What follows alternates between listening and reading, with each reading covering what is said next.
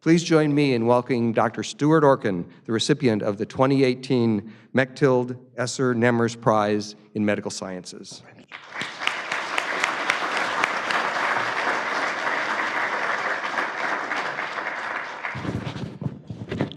Thanks very much. Can you hear in the back? It's okay? Good. First, I'd like to thank Northwestern University for this prize. It's really great to have a prize that recognizes physician scientists and to have work recognized that really I've devoted the last part of my, really the bulk of my career to. In addition, it's a special pleasure to receive this early on in the history of the prize, especially to follow Huda Zogby, who's one of my idols and heroes in medical science, and she was the recipient 2 years ago. What I'd like to do is really tell you a story about really how genetics is impacting really what we consider kind of an old set of diseases in a sense, but one that I think we're hoping to transform over the next several years in terms of the prospects for patients. Since disclosures have been in the news lately, particularly for some institutions, these are my disclosures. I won't say any more about them. So my interest from really my early training days has been in the hematopoietic system and really how a hematopoietic stem cell gives rise to all the different lineages. And we focused on regulation in the hematopoietic stem cell as well as several lineages. We spent much of our time on the red cell or the erythroid lineage, because in a sense, it's one of the simpler cases, if you will. And in 1989, we described the isolation and cloning of the first hematopoietic transcription factor at the same time as Gary Felsenfeld at the NIH. And this factor, called GATA1, is still being studied by many investigators, including a prominent one here, John Crispino, who was on the faculty at Northwestern. And this factor essentially can direct multipotent progenitor cells to an erythroid fate. And at the time, this was a novel kind of zinc finger structure, which is now sort of the GATA zinc fingers. And this transcription factor and its close relatives form a small family of so-called GATA factors, which have really shed light on several aspects of lineage differentiation, lineage choice, even lineage reprogramming or cellular reprogramming, basic aspects of transcription. The family members are involved in differentiation and regulation of many tissues, including prominently the heart and hematopoietic system. There are rare mutations that lead to anemias and thrombocytopenias in at least GATA1. And more recently, there are several connections of these factors to leukemogenesis, or disruption of the normal blood program. And early on, and this goes back to the 1990s, we were early adopters of gene targeting or homologous recombination in those days to generate knockout mice. For example, here is one in GATA1, in which one can see that the vessels which are red normally are no longer red.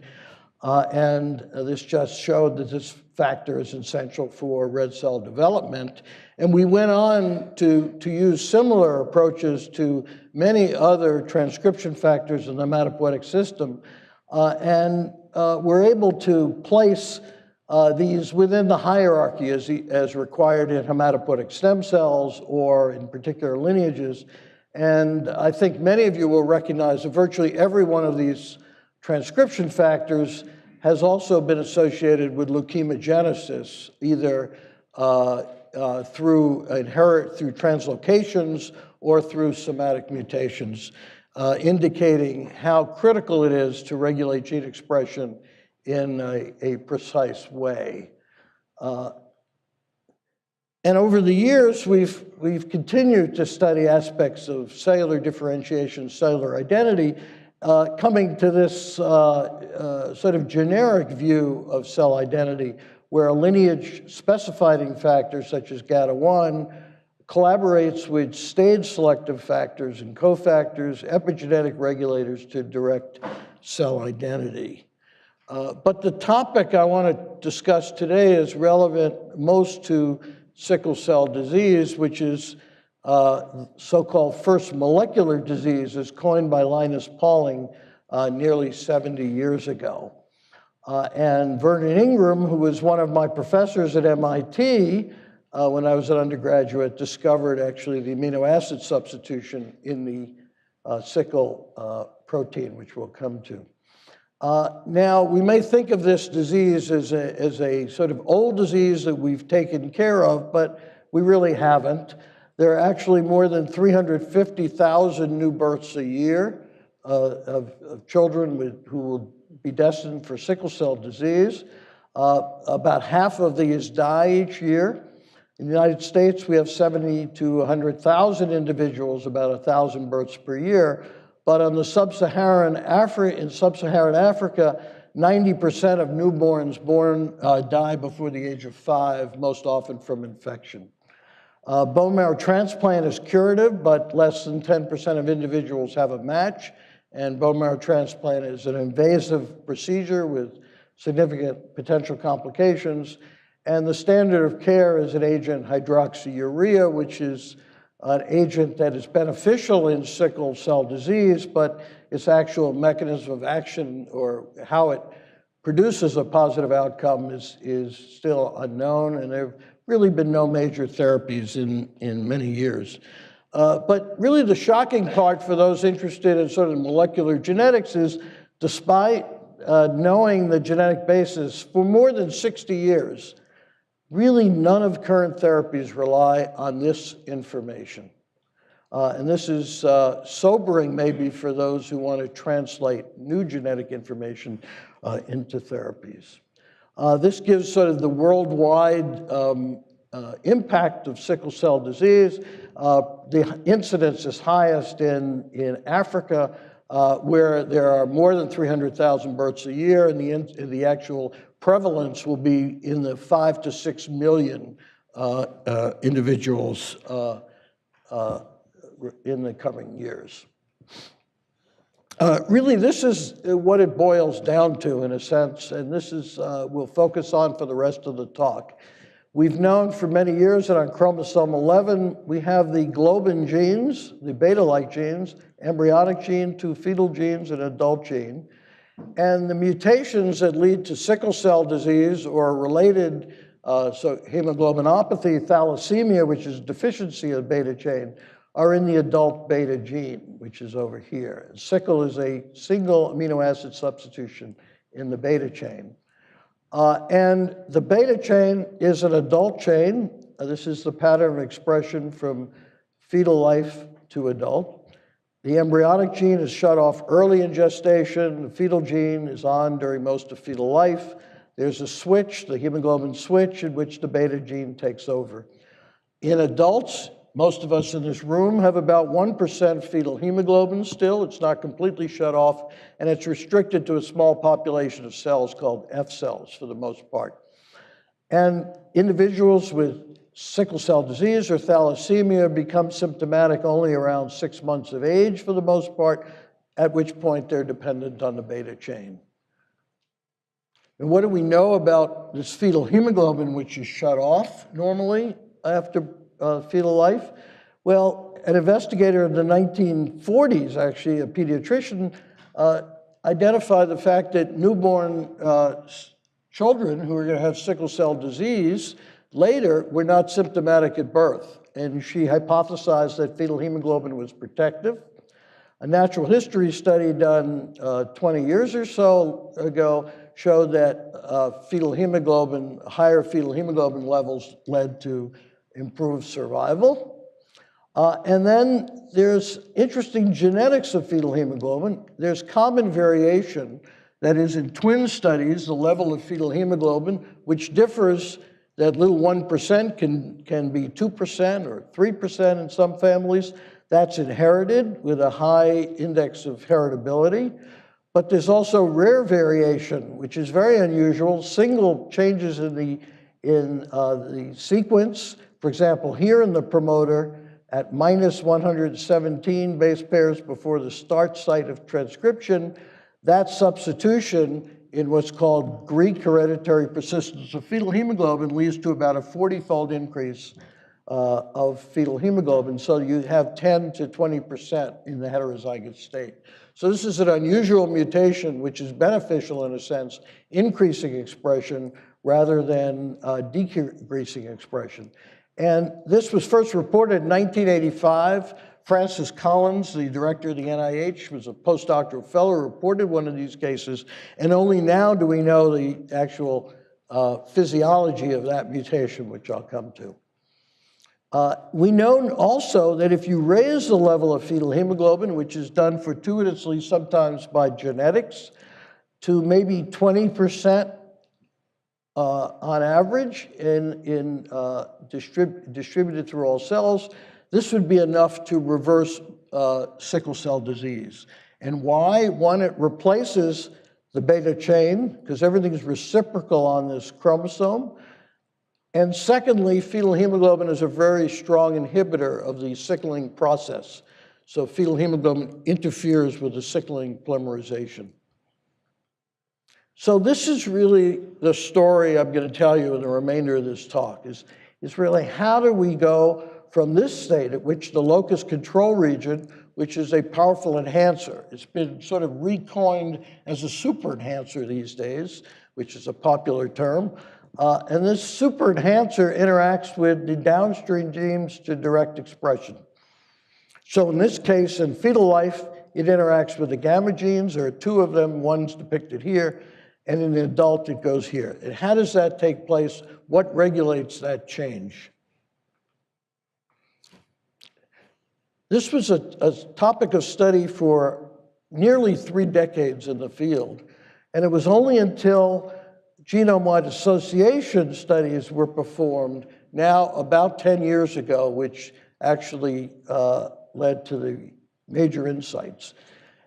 Genomewide Association studies look at common variants through the genome, and most of these common variants are in the non-coding space in the genome. They're regulatory space, not the coding region, so-called dark matter in the old days.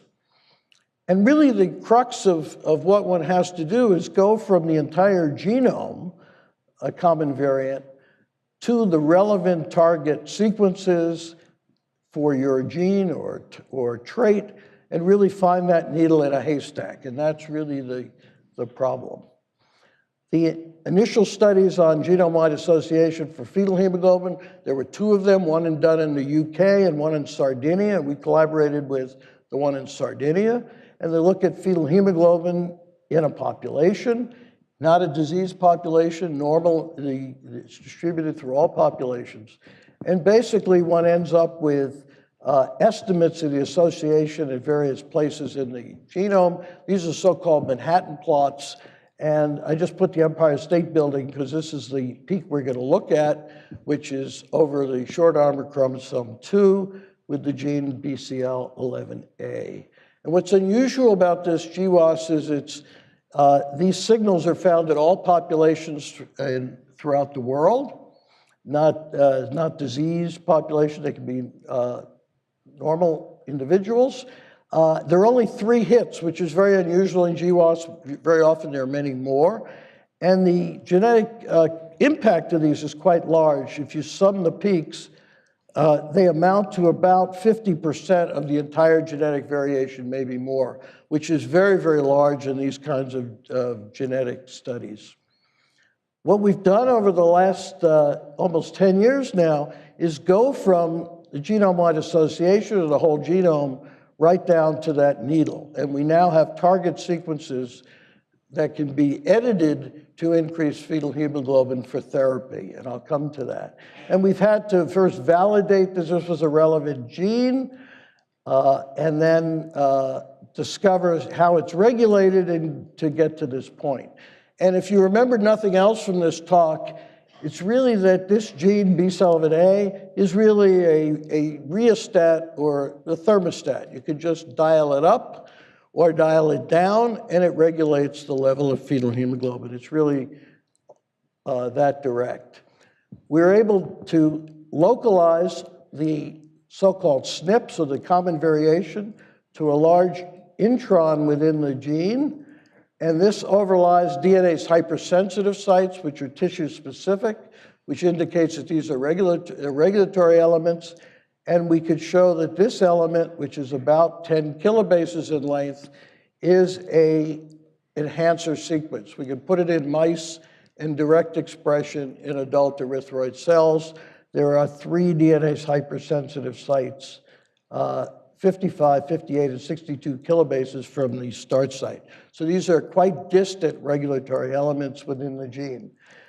The gene itself is expressed in many tissues, expressed in red cells, B cells where it's important, hematopoietic stem cells, mammary tissue where it may be important in breast cancer, some believe, and it's important in brain development. How specific is this enhancer? Is it really erythroid specific? Well, we could take it out in a mouse and breed this mouse to another mouse which contained the human globin genes and a yeast artificial chromosome. This is the pattern of expression of the beta chain within a mouse, a normal mouse. This is the gamma chain, which is shut off. And just look over here at the homozygote, who has none of this enhancer. You basically flip the curves. Here's the gamma chain, and the beta chain's down there. So this gene is essential for this switch. It's really central to the process. We could also show soon thereafter, if we did a conditional deletion of this gene in red cells, just remove it in red cells, we could actually fix a mouse that had sickle cell disease. It had been engineered to have sickle cell disease by replacing mouse genes with human genes in this case. Here's the control mouse. Here's the mouse with the sickle cells, these pointy cells. And if one removes Bcell in the red cells, the mouse is cured, the hematology is normal, and the mouse makes a lot of fetal hemoglobin. And this is actually the evidence that's driven clinical studies to actually translate this science to patients with sickle cell disease or thalassemia. We'll come to that. This is the enhancer. We've used CRISPR and Cas9, the new gene editing tools, to actually, in an unbiased way, look at this region and determine what's important within this enhancer for the expression of the gene itself, the Bcell gene, the repressor itself. And the surprise here is within this plus 58 site, in this 10 kilobase region, there's a short segment of only a few nucleotides. If one disrupts this, just disrupts it, makes a cut, and repairs that region, you essentially ablate enhancer function. Not entirely, but quite substantially.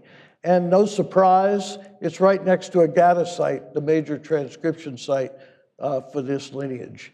So this is really an Achilles heel. And for gene editing, this is ideal because one can come in and very efficiently make a cut. One doesn't have to make a fancy repair. One can sew that back together again, and one has disabled largely this enhancer. And so this sort of work has led to 2 aspects of translation which are actually going on right now. One is targeting these sequences with either zinc fingers for gene editing or CRISPR-Cas9 for gene editing to disrupt the enhancer. And I'll come to sort of who's doing that. There's another approach which is maybe more traditional gene therapy. It's to use a lentivirus, so you're putting a virus and integrating into cells, in which an shRNA knocks down expression in erythroid cells. This is a sort of reduction, if you will, almost a knockout in the erythroid cells itself. And this therapy is actually a trial that's going on in my home institution in Boston Children's Hospital. And so for all of these studies in the sort of genetic translation area, this is really the sort of paradigm. One takes an individual, isolates hematopoietic stem and progenitor cells, so-called CD34 cells that are used in bone marrow transplant. One modifies these either by editing or putting in a lentivirus. One modifies some fraction of the cells, conditions the patient. You have to disable the normal bone marrow, the host bone marrow, infuse the cells back into the individual. And the major advantage over bone marrow transplant is the patient is his or her own donor, so there's no graft versus host disease, except for the conditioning of the patient, which is a significant procedure. It's a relatively non-toxic intervention. So this is currently what's envisioned or sort of on the plans in terms of genetic therapies, either for thalassemia or sickle cell disease. Gene addition is a therapy that's been around in trial for several years now. A company, Bluebird in Boston, is one of the major drivers of that. There's shRNA reduction in a lentivirus. There's another strategy of forced looping, which I think is probably will never make it to the clinic.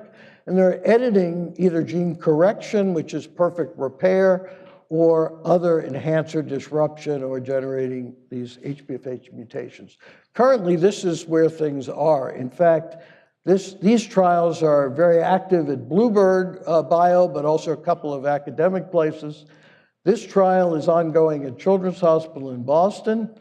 And this modification enhancer is underway by CRISPR Therapeutics and Vertex, and another company, BioVeritev and Sangamo. There are several others lined up as well.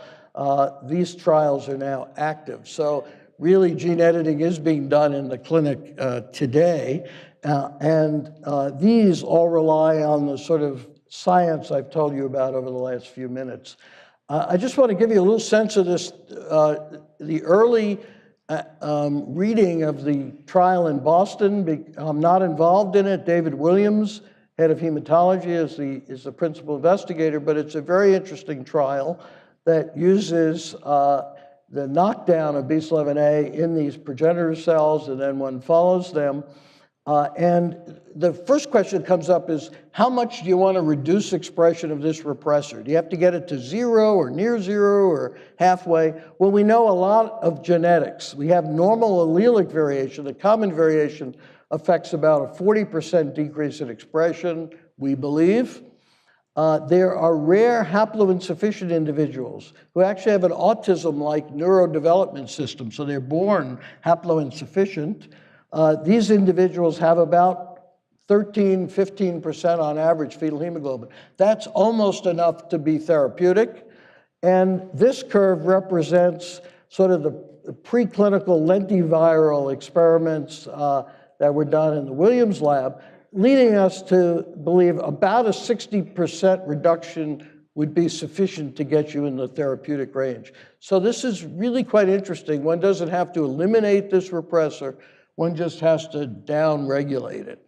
So how are we doing in this trial in Boston? Well, there's a single patient who's been treated. There are several on the sort of who are being collected, if you will, for the actual trial. This is the first patient. This is what happens in vitro in a dish. This is his control baseline, 10% fetal hemoglobin. After the virus is put in, about 55%, so that's well into the therapeutic range. And this is actually the more recent data. The patient is now 100 days out from the initial infusion.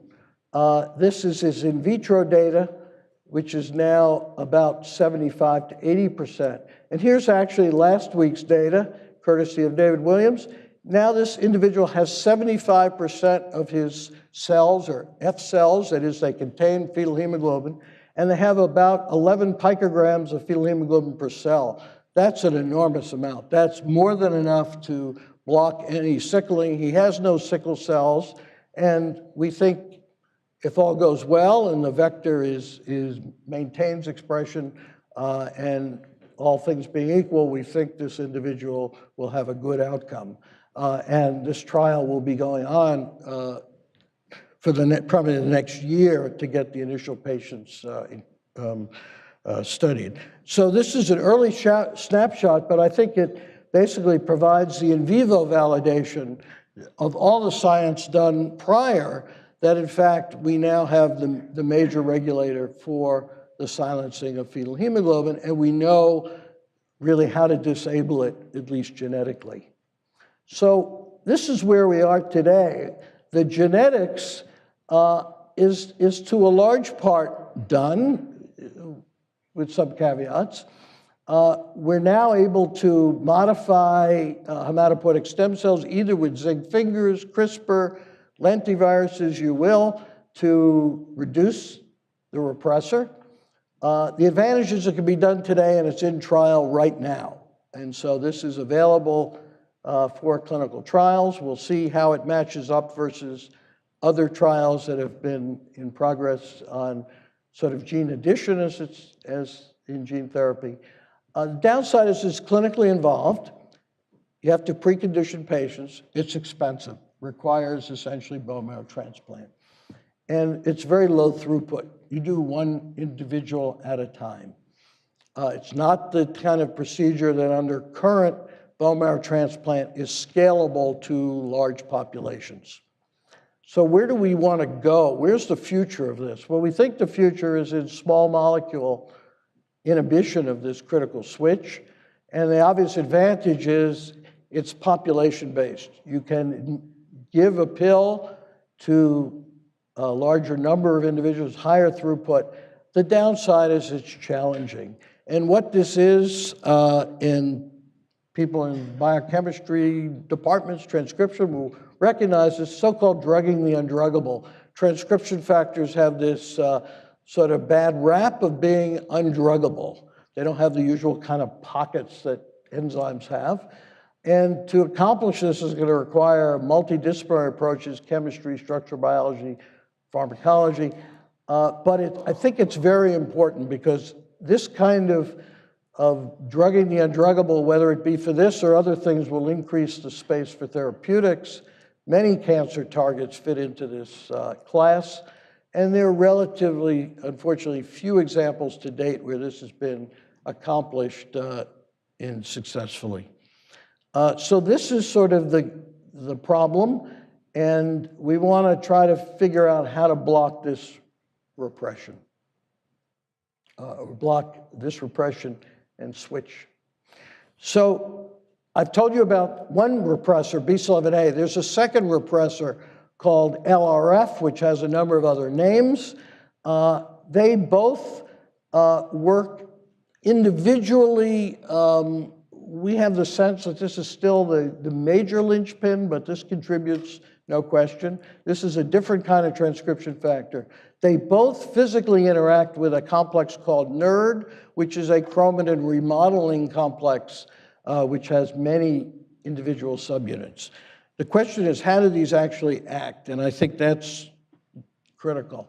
And so we focused our efforts on B11A, this 100 kilodalton approximate protein. And what do we know about it now? Well, we know there are two ends of it we know something about. This part here has a little peptide that binds this NERD complex, and we think that's important for its function. This part has 3 zinc finger structures, which we believe is important for DNA recognition. There are a number of other things, including other zinc fingers in here, for which we know relatively little, in fact. What do we know about this portion? Well, this is a portion which is absent in another splice form of the protein. This one is actually active in repression, this one is not. And so working with Martha Bullock at Harvard Medical School, we asked what DNA sequence, if any, this region recognizes using a solid matrix, which has many sequences on it. And we were able to come down to a consensus sequence, which is here. This is actually the preferred sequence, TGA-CCA. This is a novel sequence, is not in the transcription factor database. And in fact, if you look up BCL11A in ENCODE, which is the sort of common resource molecular biology folks use for looking at genomic information, they have the wrong consensus. They have one that was not determined through any direct measurement. It was sort of deduced by erroneous kinds of experiments we could discuss. But this is the actual sequence. It's very unusual for a 3 zinc finger protein to recognize 6 nucleotides. Usually it's 3 per zinc finger on sort of the traditional, the classical form. So this is an unusual sequence.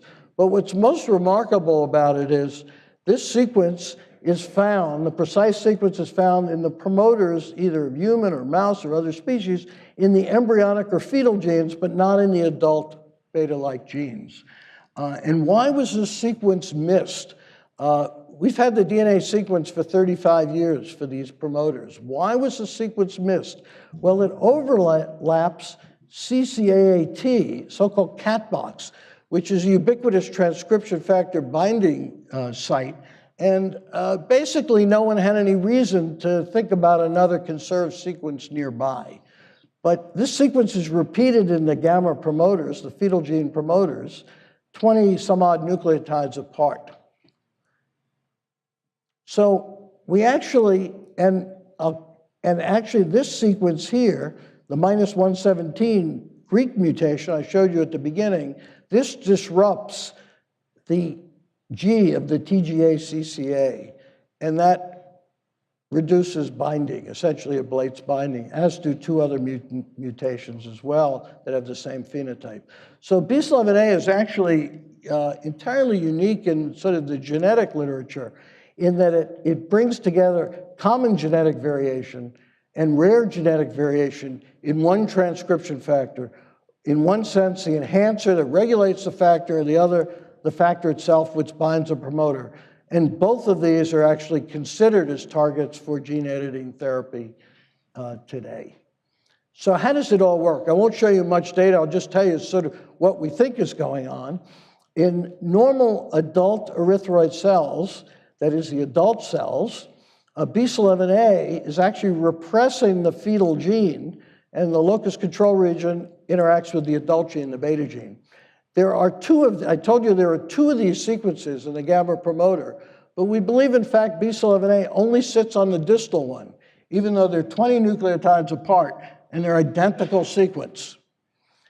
If you have a mutation in here or you CRISPR out this, the gamma gene then can engage the locus control region and you have high-level fetal expression. We also believe that BCL11A recruits this NERD protein complex for repression. And what it does is actually repress the locus, so the locus is in the sort of vernacular of the field closed. So in other words, if one looks at accessibility of chromatin, this is essentially closed, yet the repressor still can get in there, even though it looks closed. It gets methylated, shut down. A real question, interesting question is, how does the repressor get in there when something is shut down like that? And then the chromatin is active and open when you can't bind here. So what actually controls the expression in the fetal stage? What drives the expression of the fetal gene when BCL11A is not there early on in the fetal life? Well, we think there's another protein, NFY. This is the one that recognizes this cat box protein, CCAAT. But remarkably, it appears that it only binds the proximal sequence, even though, again, the sequences are 20 nucleotides apart and identical. We don't understand that. But there's some sort of interesting gymnastics here that goes on. We don't know whether this is direct competition physically, whether there's enough space, for example, for 2 of these to sit on, but in fact, they know which one to sit on, and they only sit on one or the other. So why do we think this is such an interesting protein for therapy? Well, we have a lot of attributes of this gene as a target. The human genetics was nominated by GWAS. We have haploinsufficient individuals that have 50%. They have a severe neurodevelopmental problem, but their blood shows us they have increased fetal hemoglobin, and nothing else is wrong. They don't have any other systems that appear to be abnormal. The gamma promoter mutations in HPFH sit within the binding sequence. So these are actually far downstream. This is as far downstream as you can get in the pathway before the gamma gene is shut off. Knockdown of this gene induces fetal hemoglobin in all test systems, including mice. Knockdown has limited effects on other aspects. This is a unique aspect of this factor. The cell can still differentiate normally without this factor at all. There are very few other targets in the cell, probably just fortuitous, but it's an attractive feature. Erythroid-specific knockout rescues sickle cell disease mice. So we know one gene can be affected and cure at least mice with the disease. And we now think from emerging data that in fact the same will be true in gene therapy trials that are going on right now.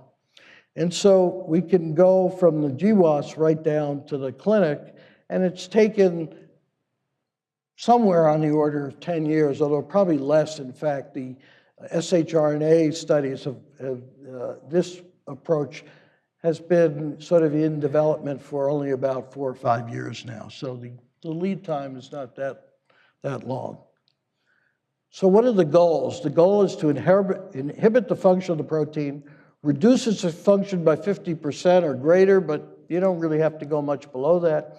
Another part I haven't told you about, there's a related protein, BCL11B, which is a very close homologue. Optimally, you would like to selectively get this protein and not that protein inhibited. And ideally, you'd like to inhibit it only in the erythroid lineage to prevent side effects due to inhibition in other tissues. This brings up a question then, why has small molecule development been so unsuccessful for induction of fetal hemoglobin? We've known for 30 years increasing fetal hemoglobin would be beneficial. There have been many individuals who have tried to find new compounds, repurpose drugs that are already approved, test them in all sorts of systems. By and large, that's been I would say, a total failure. And why is that? Well, I think part of it is that this hypothesis, and that is in order to really develop small molecules that are going to be capable of inducing significant fetal hemoglobin in vivo, you have to be on target. You have to get something central to the repression mechanism. And I think, probably somebody sitting in a drug company would tell you that. You better be on target rather than off target if possible. And I think the problem is that most efforts have been off target. And I think apart from the difficulty in targeting this transcription factor with small molecules, it's really an excellent candidate for directed therapeutics. And so this is what we're actually doing now and what I hope to do for as many years as at least the Howard Hughes will support me to do so, and people in the laboratory don't say I've become senile and want me to stop. It's to identify and characterize really the domains of this protein and what they do. We have the whole guts of the protein that we know nothing about. Determine the function and structure of the various domains. We want to develop small molecules or ligands, if you will, that bind some of these domains, one or multiple domains.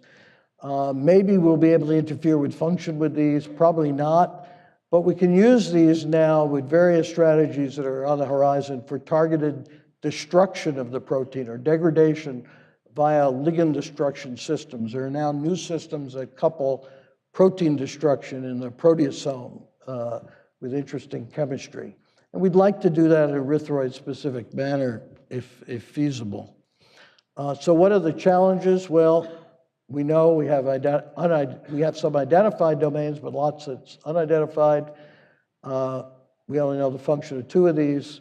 How are we identifying these ordered domains? We have various approaches, and we're going to try to distinguish A from B, although they're homologous in some of these key domains, which is not surprising. And then we want to target these in the absence of conventional pockets using various chemistry. One of the domains we started on is this interesting zinc finger. There are 3 zinc fingers that bind recognize 6 nucleotides. How did they do that? This is actually a crystal structure of zinc fingers 4, 5, and 6. And this is actually finger 5, which is the critical one. It actually contacts most of that motif. Finger 4 only contacts 1 nucleotide. Finger 6 is kind of hanging out in the breeze, may have some other sort of benefits. But finger 5 is the one that does the major contacts. And here's another view of it coming in with other contacts that it makes. So this is kind of an unusual zinc finger. We don't know if this provides any leverage in terms of ligand binding, but at least we're now understanding the structure of some of the domains. What about various ways of discovering small molecules that bind proteins? There are a whole host of methods now available, from computational approaches to various screening-based approaches. And we're employing all these either in our own group or in collaboration with others, hopefully to crack the sort of initial part of the problem, to get ligands, which then can be developed with chemistry into ligands for destruction. And so I don't think the story's over yet. I think the story is still going to go on. And the goal will be to develop small molecules that can actually impact the disease on a global in a global way to actually change the face of this really devastating disease, which for which molecular biology really has not made major inroads in the past, 3 decades. So if you remember nothing else, B11A is a thermostat or a rheostat. If you dial it down, you dial up fetal hemoglobin. And we don't know yet. We won't know until the clinical experiments are really done how far you can dial it with just one factor alone, but we think you can get quite high up because we think we're in the 70% range in at least the initial patient that's been studied. So in summary, using a combination of GWAS, molecular genetics that are conventional, gene editing, we've actually worked out, we think, how hemoglobin F is controlled. And this is a problem that was facing us for 3 decades. B11A is a central or the central component. I don't want to say the because we know there's at least one other, but it's certainly a major linchpin. We think the mechanism of switching is finally coming into focus. I think for many years we had all sorts of other models, numbers of other factors. We think it's much simpler than we had imagined, I think. It's a favorable target, we think, for genetic therapy, and that's being done right now, both in thalassemia and sickle cell disease. Clinical trials have begun, and I think the real challenge going forward is developing on-target small molecules to make really this paradigm of drugging to really address the paradigm of drugging the undruggable finally possible. And in summary, I really have to acknowledge an enormous effort by some very, very talented individuals over the years. The project was actually begun. We had worked on fetal hemoglobin many years ago in the lab and had sort of given up. The problem was too challenging and took it up in the sort of mid to later 2000s when Vijay Sankaran, an MD PhD student joined the lab and convinced me that we really had to try once more. And we were joined by a genomics computational person, Guillaume Lettre. Jan Zhu, who's now at UT Southwestern, did a lot of the sort of heavy lifting in the middle. And the enhancer studies are all those of Dan Bauer, who's a fellow, who's now a faculty member at Children's, and Matt Canver, who's an MD PhD student, and Sophia Cameron, a student in the HHMI medical student program, others in really this phase of the work. And DNA binding with Martha Bullock at Harvard Medical School, Victoria Hargreaves, and a large effort had to be done in protein production. Expressing the protein is really quite a challenge. And the chromatin binding, which I haven't actually gone into, which was really a very difficult part, was done by Nan Liu, with computational person as well. And I'll stop at that point and be glad to take any questions.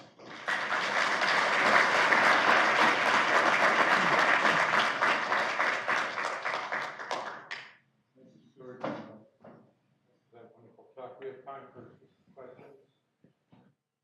Congratulations on winning this well-deserved award. That was a fantastic lecture.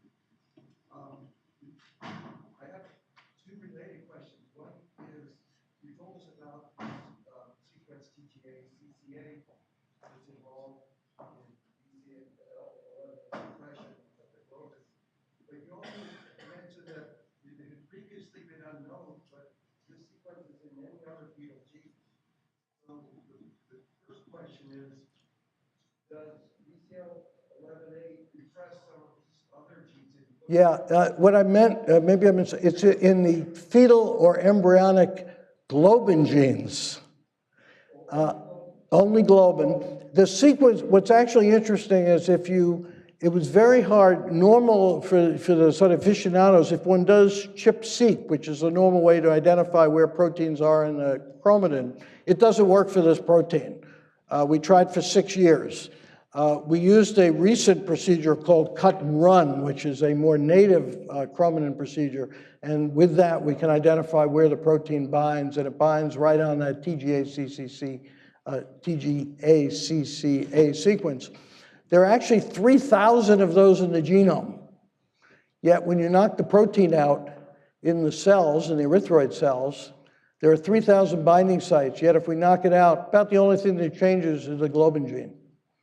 So we don't have a clue what else, if anything, this protein is doing and why some of these other sites are present. I think this is a common problem in transcription to some extent, and it's sort of generally hand-waved by saying, well, there are other proteins that compensate, but I think this is sort of an extreme example. That probably answers the second question, which was, if you go after this repressor and de-repress, Yeah. will you possibly express some epitopes that there's no immune tolerance to? We don't think so because, again, the major thing that changes are the globins, and we all have fetal hemoglobin anyhow. We've seen it during during fetal life. We have it as adults. It's just low level. So we don't see any obvious downside.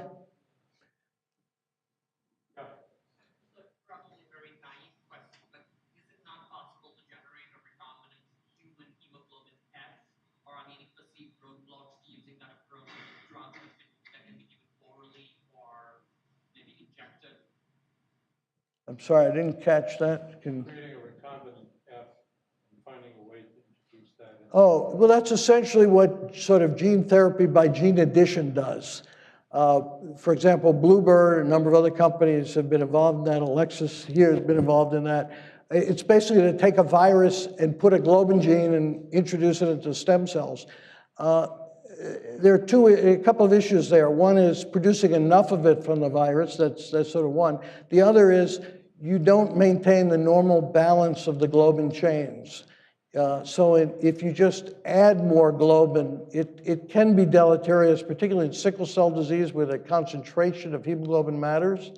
And by regulating fetal hemoglobin, turning it back on, you actually downregulate the adult chain because the way the locus control region works, it only contacts one gene at a time. It's all reciprocal. So there's only a certain amount of output from one chromosome. So it's more physiologic if you can increase fetal hemoglobin. It gives you the benefit also of inhibiting inhibiting the sickling process. Listen, and thank everyone for coming. Before we leave, Stuart, we want to thank you for the wonderful lecture and visit. And we have a small gift for you as a remembrance of your prize. Congratulations. Thank you. Thank you.